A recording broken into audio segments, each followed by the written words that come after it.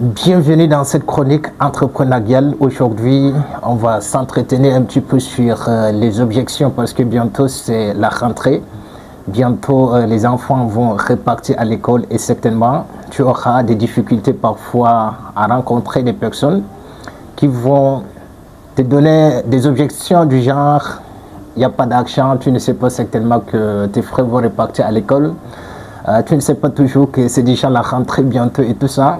Il va falloir développer d'autres stratégies, des méthodes qui peuvent t'aider de pouvoir contourner ces genres d'objections pour pouvoir mieux vendre.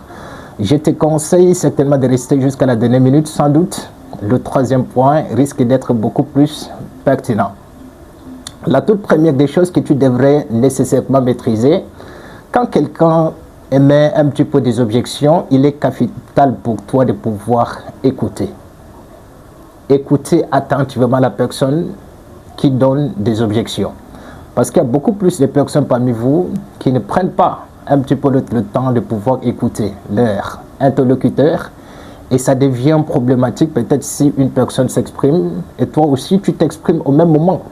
Vous n'allez certainement pas en fait vous comprendre. Donc la première des choses, je te conseille fortement de prêter un petit peu l'attention, d'écouter la personne qui est en face de toi, qui émet l'objection, et c'est à toi maintenant de savoir comment tu devrais apporter des réponses précises, concises, qui lui permettra certainement de pouvoir prendre ce que tu as apporté. Il va falloir développer beaucoup plus des arguments, parce que si tu ne maîtrises pas ce que tu vends, si tu ne maîtrises pas ton service, si tu ne maîtrises certainement pas en fait tes produits, ça sera extrêmement difficile pour toi de pouvoir convaincre. C'est pourquoi quand on te dit tout de suite qu'il n'y a pas d'argent, tu es énervé, tu es fâché, tu prends tout simplement tes pieds et tu pars. Et ce n'est pas une bonne stratégie de la vente. Un vendeur, c'est quelqu'un de beaucoup plus persévérant.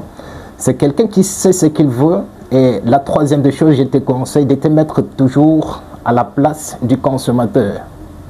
Mets-toi toujours à la place du consommateur. Qu'est-ce que tu aimerais à ce qu'on puisse te dire pour que tu puisses acheter quelque chose? Du coup, quand tu trouves déjà une réponse à cette question, vendre n'importe quoi à n'importe qui devient beaucoup plus facile. Donc, je te conseille fortement de développer ton écoute, de donner beaucoup plus des arguments qui va certainement convaincre la personne de pouvoir acheter quelque chose. Et non seulement ça, de te mettre toujours à la place du consommateur. Et je te donne comme quatrième point bonus, fais cet exercice avec ton frère, avec ta soeur, et c'est pas trop, même si c'est quelqu'un d'âgé dans ta concession, il est évident de savoir comment tu devrais faire sous forme de sketch. Vous voyez un petit peu les sketchs. La personne représente en quelque sorte le client et toi tu es un vendeur. Et il va falloir que la personne puisse te poser toutes les questions qui lui viennent dans la tête.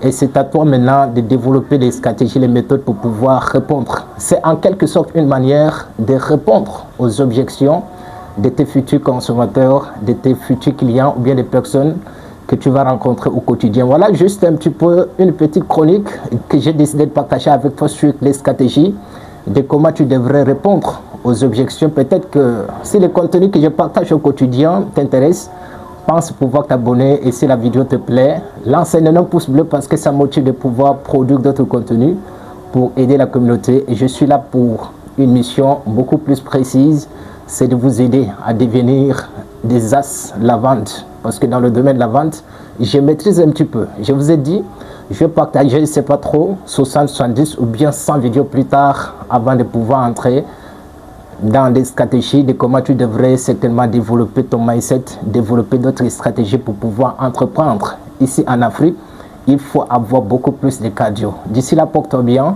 et on se prend demain peut-être sur une nouvelle vidéo, Inch'Allah.